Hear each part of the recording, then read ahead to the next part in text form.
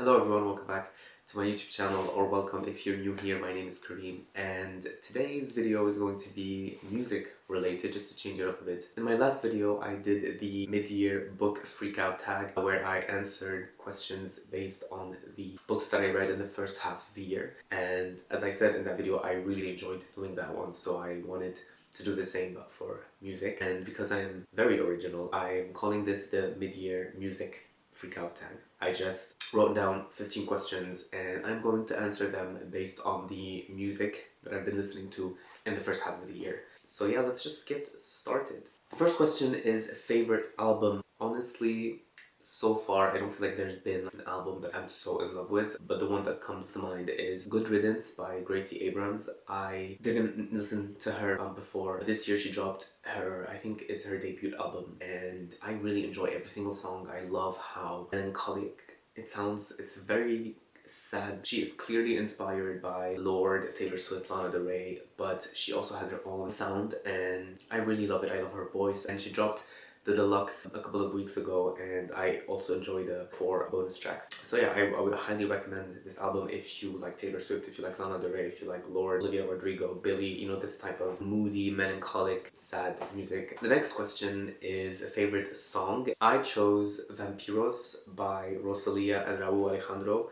I just love that song so much. The production is so good. It reminded me a lot of Rosalia's Motomami album, production-wise, and obviously if you've watched some of my other videos, you know that Motomami was my favorite album of last year. The chemistry between them, I mean, they broke up, but the chemistry between them is so good on this song. But just a small thing, there's a song that was released on the last day of June. It's a bit too early to say if it's going to be my favorite song of the year, but I just love that song so much. I've played it so many times on repeat ever since it dropped. Just to let you know, Speed Drive by Charlie XCX, her song for the Barbie soundtrack. Oh my god, so good, so good. It's classic Charlie. If that's how you sample the song, it's just great pop music. The third question is favorite artist, and honestly the artist that I've been listening to the most this year, she has not left my playlists since December of last year. That's SZA. Her album SOS is one that I'm learning to love more and more. I mean, I still think it's too long. I still think there are many fillers on this album, but the songs that I enjoy, I'm enjoying them more and more. You know, songs like Nobody Gets Me, Blind, Shirt, F2F, Seek and Destroy. She's probably going to be one of my most listened to artists of 2023. And then biggest surprise album-wise, I chose My 21st Century Blues by Ray. Now, I know Escapism was my favorite song of last year, but I didn't think I was going to love her album as much as I do. Biggest disappointment,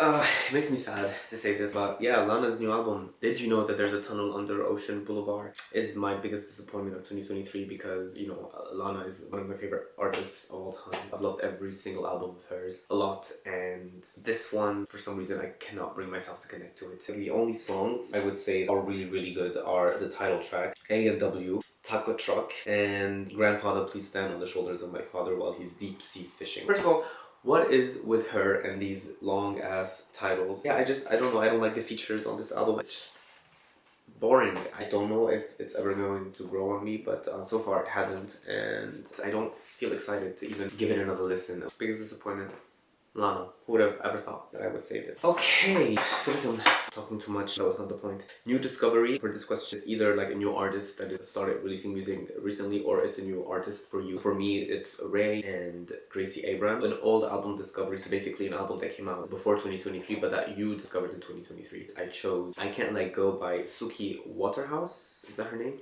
She's one of the actresses in the TV adaptation of Daisy Jones and the Six. I enjoyed the soundtrack of that show, but then Suki is also kind of like an alternative singer, and I was curious to listen to her music, and I did, and I really like her album. My favorite song is My Mind. There is a climax in the end of that song that is just pure eargasm. Favorite concert. So I have 2 answers for this question. If I think in terms of the show, the stage design, dancing, everything, it's easily Beyonce with the Renaissance tour. But if we're talking personal enjoyment, I have to say it was Rina Sawayama. I saw her in February and I just had so much fun. The show was way more intimate. It was in a smaller venue. I just felt more connected to her. Most anticipated concert, I'm hopefully going to see Madonna in November. I can't believe I'm saying this. Madonna is the queen of pop. She's a legend. Most anticipated album, not a lot of artists are releasing music this year. The only album that I can think of that I know is coming out later this year, and that's Olivia Rodrigo's Guts album. I enjoyed her debut album Sour so much, so I'm just curious and excited to see if she's gonna deliver again. Another album that should be coming out but there's no release date yet is Doja Cat's next album. I don't know what's the situation with her or the album, but if it comes out this year then I'm so excited to listen to it. Favorite music video? Again, I can't think of a lot of music videos that blew my mind. Doja dropped the music video for Attention and I really liked how it was shot, the energy she was giving off when like she's walking down the street and she's like looking in the camera and rapping. I really love those types of videos and she has this attitude and this energy that is just so nice to look at, I guess. Favorite genre? Pop.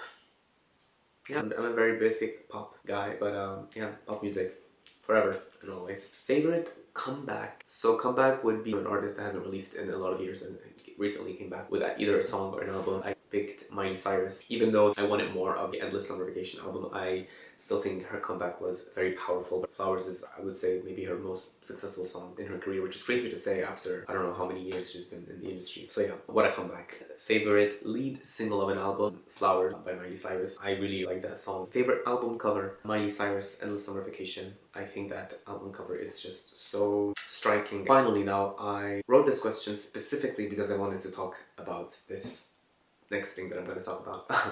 And that is favorite performance. And I mean, it's obviously Rihanna's Super Bowl halftime show. I just needed to talk about it because it was so good. So many iconic moments in those 13 minutes. I watched it, I don't know, like over 100 times by now. The more I watch it, the more I love it.